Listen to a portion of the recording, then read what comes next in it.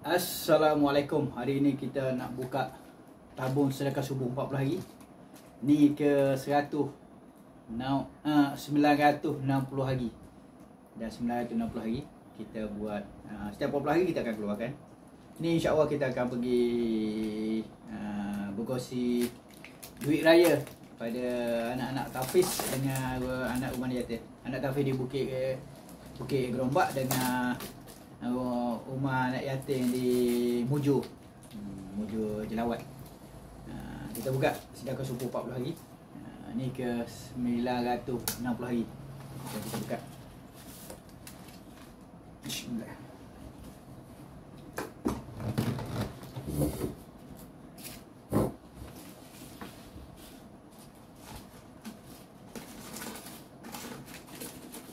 Alhamdulillah, Allah masih izinkan kita keluarkan sedekah.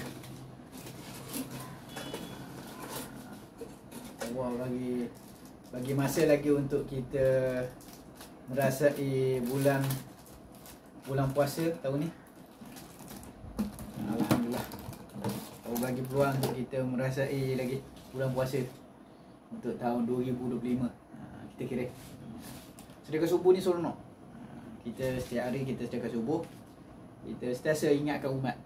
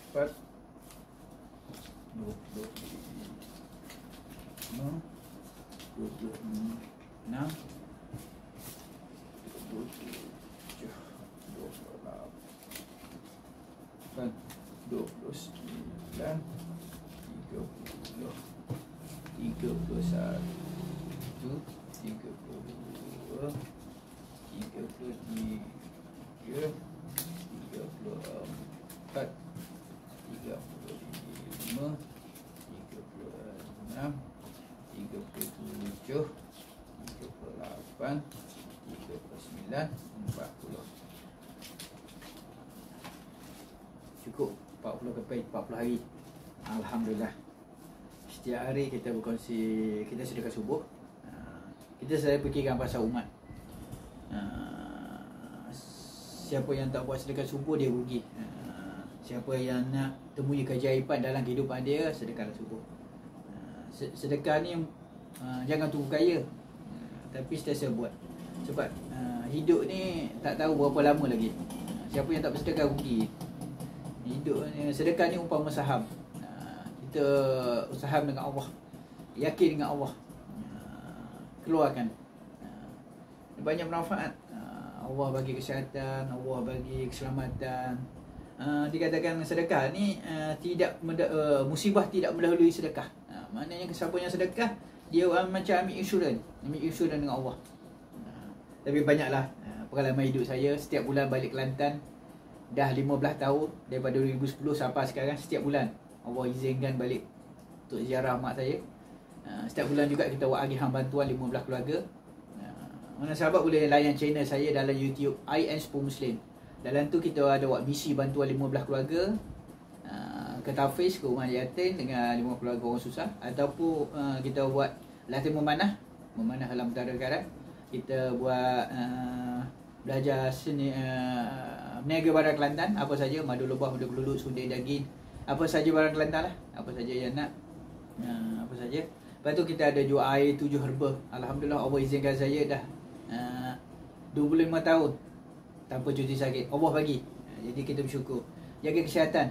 Air 7 herba tu kelebihan dia untuk kesihatan. Lepas tu untuk turunkan berat badan. InsyaAllah dalam 30 hari kalau amalkan betul-betul boleh turunkan 10 kilo. Saya buktikan sendiri. Saya pernah masuk dalam pertandingan BSN. Saya dapat nombor 3, dapat 500. Lepas tu kita ada belajar seni pertahanan jurus harimau kuman untuk kesihatan. Tubuh kita ada Allah ciptakan manusia ni sebaik-baik makhluk. Kita semua kadang-kadang kita tak tahu tubuh kita ni.